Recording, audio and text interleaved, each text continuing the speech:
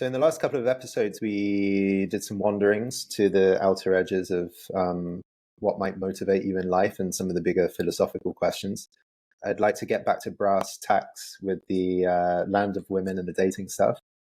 And in particular, there's a question that I've been asked increasingly over, especially the last year, and it's the question about vulnerability.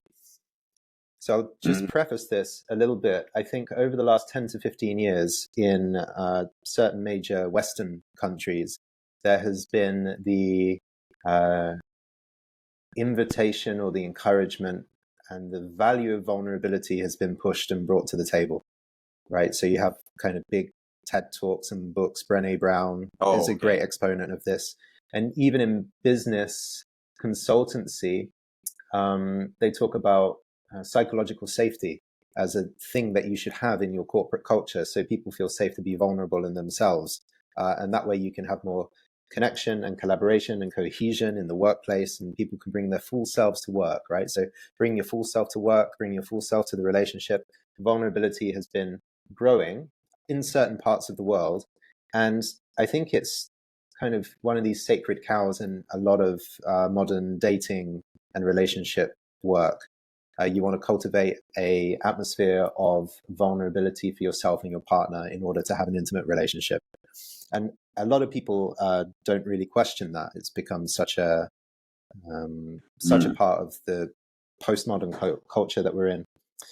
But I've had a lot of messages from guys who say things like, I actually want more vulnerability. That sounds like the right direction that I want to go into, but it doesn't work. When I try to be more vulnerable and share these parts of me, bring myself to the table, it has the effect of scaring women away.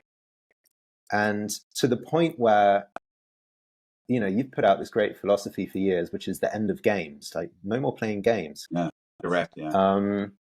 And yet certain men in our audience are finding, well, I bring my vulnerable self to the table, but when I actually don't bring it and I act aloof, or I don't text her for a few days, actually I get better results and she seems more engaged and it seems more successful. So a good number of our listeners are in this quandary. Sounds like I should be vulnerable, but in practice, it doesn't have the effect that I kind of hope. So how would you speak to that? Well, vulnerability is another one of those words that we spam all over our consciousness, like authenticity, aura, that have kind of, I don't say lost their meaning, but they're genericized. Genericized meaning, they can mean all kinds of things. And the problem with vulnerability is, I think what guys are thinking is vulnerability is really just suckiness. You know what I mean? Where they're just oversharing, and okay, let me make a distinction here. Yeah. Being direct and being straight up authentic, let's use that word, is saying, here's the real me. I'm not playing games. There's no guile in what I'm saying. You can take it or leave it what I'm saying. I'm going to say this to you. And for instance, I like the way you look and I would like to date you. That's just flatly said. There's no game in there. There's no hidden agenda. The hidden agenda is the bad one, right? The agenda is great. The hidden agenda is the bad one. That's good. That's direct. That's authentic. That's vulnerable. But I think what guys are conflating with the concept of vulnerability is to dump all of their foibles and their depressions and their troubles and what they can't surmount and say, you know what, this is the real me. No one wants to hear it. In your relationship with your wife, long-term relationship, yeah.